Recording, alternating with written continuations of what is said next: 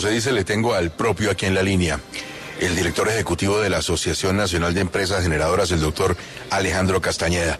Director, gracias por estar en 6AM, buenos días. Gustavo, buenos días para usted y para la mesa de trabajo y los oyentes. Yo sé que todos los oyentes dicen interesantísimo todo el análisis, pero ¿suben o no suben las tarifas de energía? ¿Qué decirles? Pues Gustavo, mire, yo creo que hay varias cosas que hay que decir. Como estaban hablando ustedes, yo creo que sí es importante mencionar que los precios en la bolsa de energía sí han venido subiendo. Y es básicamente por una razón. Ya las agencias internacionales han mencionado la alta probabilidad de ocurrencia de un fenómeno del Niño. El último informe de la NOAA, por ejemplo, que es la agencia de Estados Unidos, habla de una probabilidad de ocurrencia del 90% en el segundo semestre, en el tercer y cuarto trimestre del año.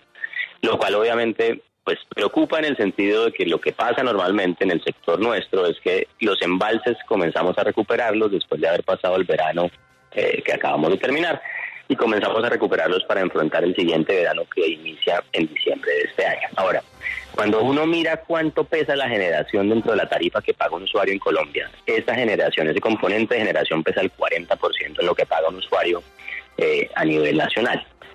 De ese 40% hay que decir dos cosas: que un usuario residencial en promedio está cubierto con contratos de largo plazo en un 85%. Lo cual al final del día hace que la bolsa pese dentro de la tarifa del usuario únicamente un 5%. No estoy diciendo que sea menor, pero pues obviamente hay que poner todo en contexto. ¿Qué significa esto? Que subidas en la bolsa de energía afectarían la tarifa de un usuario como le digo, en un 5% del total de lo que paga un usuario por cada kilovatio que se consume. Ese digamos es como la descomposición de la tarifa en los diferentes elementos, y particularmente en este que estamos hablando, que se llama generación de energía eléctrica. Doctor Alejandro, si en efecto se cumplen los pronósticos climáticos de un fenómeno del Niño complejo, con sequías y en fin, en el escenario más grave la tarifa podría incrementarse, ¿cuánto? ¿Es posible determinar por lo menos un cálculo estimado? Se lo va a poner muy crudo y frente a lo que está o lo que podría llegar a pasar, que es el escenario más crítico, es que lleguemos hasta el precio de escasez. ¿Qué significa eso? La bolsa normalmente cuando hay mucha agua está del orden de los 200, 250 pesos, o estuvo más o menos en ese nivel en los meses anteriores. Hoy en día estamos viendo precios en la bolsa cercanos a los 750 pesos. Y el máximo al que puede llegar la bolsa, que un usuario puede ver, ese tope en la bolsa es de 1.200 pesos hoy. Se mira, ¿por qué tan alto? Porque obviamente cuando ya comenzamos a prender plantas térmicas y vamos a mirar cuál es el principal insumo de esas plantas térmicas, pues son varios componentes. Uno, el carbón. Dos, el gas natural, que tenemos gas natural nacional y tenemos gas natural importado.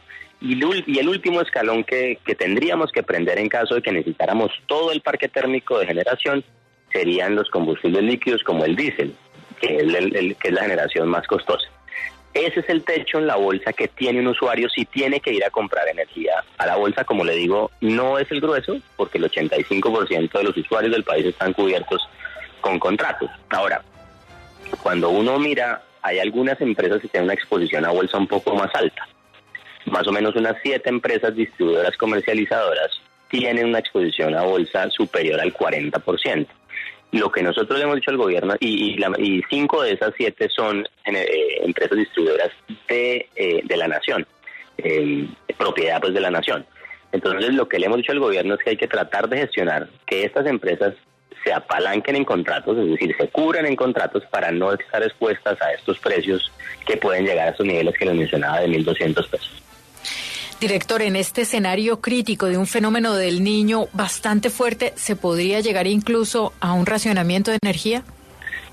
Miren, nosotros no lo estamos viendo. De la asociación lo que hemos dicho, y eso es, digamos que es coherente con lo que está viendo el operador del sistema, que es XM.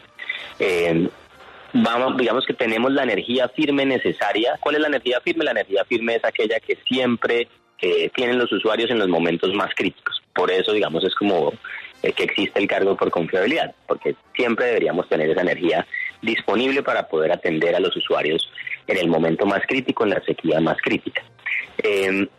Con eso en mente, lo que uno ve con las plantas que tenemos hoy en día, que son las plantas existentes, más 2 plantas, 3 plantas que están entrando este año, que son Termocandelaria con 250 megavatios nuevos ahorita en mitad de año, Termocaribe con unos 48 megas adicionales que entran a final de año, y más las turbinas 3 y 4 de Ituango, uno tendría la energía suficiente para atender la demanda.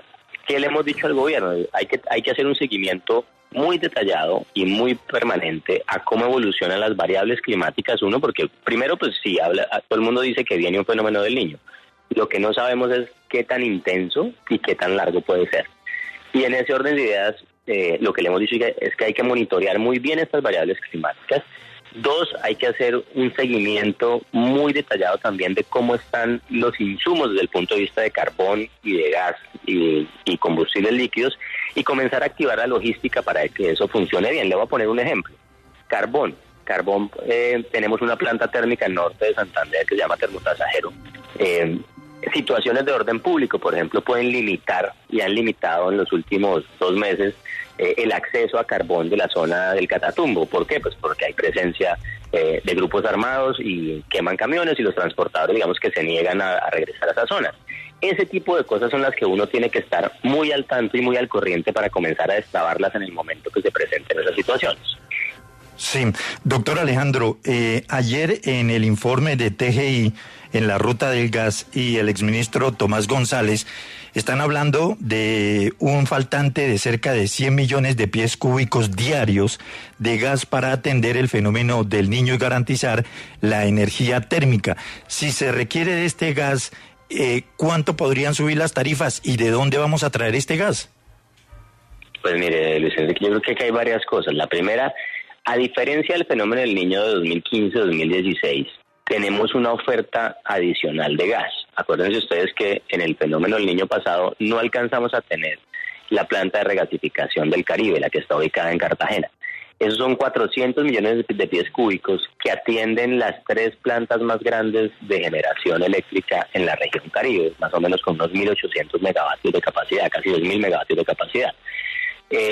Yo creo que la situación es distinta a lo que, como le digo, a lo del 15 y 16. En el 15 y 16 nos tocó usar muchos líquidos, mucho combustible líquido, mucho diésel. Y obviamente pues a unos costos muy altos. Yo creo que esta vez tenemos un poco más de disponibilidad de gas por estos 400 millones de pies cúbicos.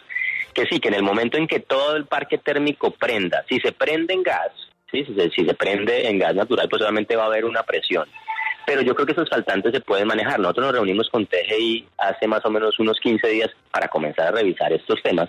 Y sí, hay momentos en los cuales uno puede llegar a tener faltantes. Ahora, eso es suponiendo que uno va a prender todo el parque térmico. Si necesita un poco más, pues le va a tocar algunas generadoras prender con diésel, que hoy en día están respaldadas con diésel. Entonces yo creo que hay formas de manejarlo. Es decir, la gran mayoría del parque que usa gas natural en el país es dual. ¿Qué significa eso? Que si no tiene el gas, puede usar combustible líquido, diésel, fuel oil, etcétera. Entonces, si hay faltantes, como lo dice TGI, yo creo que son manejables. Esos 100 millones de pies cúbicos son manejables. Y podríamos tener la alternativa también de usar combustible líquido si se requiere, como les digo, todo el parque térmico prendido al tiempo. Es Alejandro Castañeda, el director ejecutivo de la Asociación Nacional de Empresas Generadoras. Doctor Castañeda, muchas gracias. Gustavo, a ustedes muchas gracias, muy amables por la invitación.